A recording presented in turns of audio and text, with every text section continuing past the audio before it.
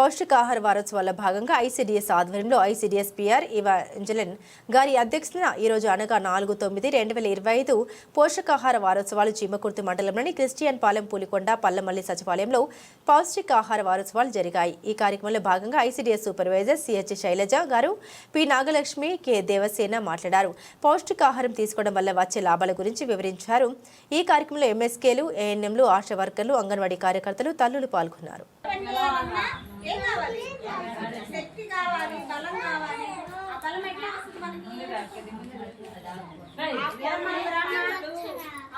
మనకి శరీరానికి కావాల్సిన అన్ని రకాల విటమిన్లు అన్ని ఉంటేనే ఆహారం మనకి బలం వస్తుంది.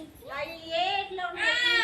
ఆకుకూరలు, పండ్లు, తర్వాత పాలు, గుడ్లు, ఇట్లా రకరకాల ఆహార పదార్థాలు తినడం వల్ల మనకి బలం వస్తుంది. మనం మామూలుగా ఏం తింటాము?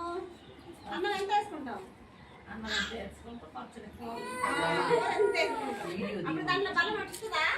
అన్నంలో అసలు ఏ బలము ఉండదు. ఇంతకుముందు మన పెద్దవాళ్ళు ఏం తినేవాళ్ళు? ఉన్నాయా? సజ్జలు, జొన్నలు ఇవన్నీ పెద్దవాళ్ళ కాలంలో తినేవాళ్ళు. ఇప్పుడు అప్పుడు వాళ్ళు ఎట్టున్నారు? బలంగా ఉన్నారు. మనం అందుకని ఇప్పుడు మళ్ళీ ఏం తినమంటున్నారు? రాగి జావ, తర్వాత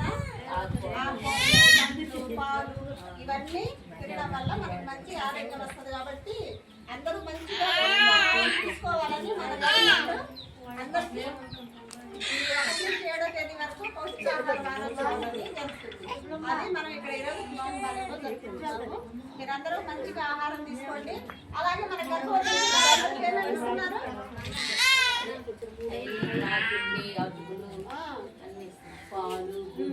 అవన్నీ ఏంటంటే పౌష్టికాహారం.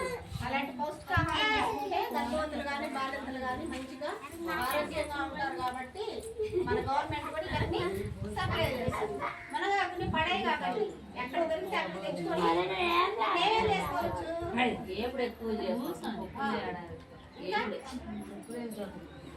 ఇది ఫ్రై చేసి కరేపాకు కారం పొడి పడతారు కదా మీరు, అలాగే దీన్ని కూడా కరేపాకు మునగాకు పొడి చేసుకొని తినొచ్చు.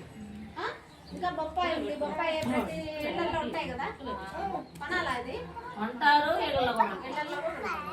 తర్వాత ఆకుకూరలు అన్నిటికంటే తక్కువ ఖరీదు, రేటు తక్కువే కదా. 10 రూపాయలు ఇస్తే ఆకుకూర కట్ట వస్తుంది. మంచిగా ఆకుకూరలు, తర్వాత పండ్లు అన్ని తిని మీరందరూ ఆరోగ్యంగా ఉండాలి.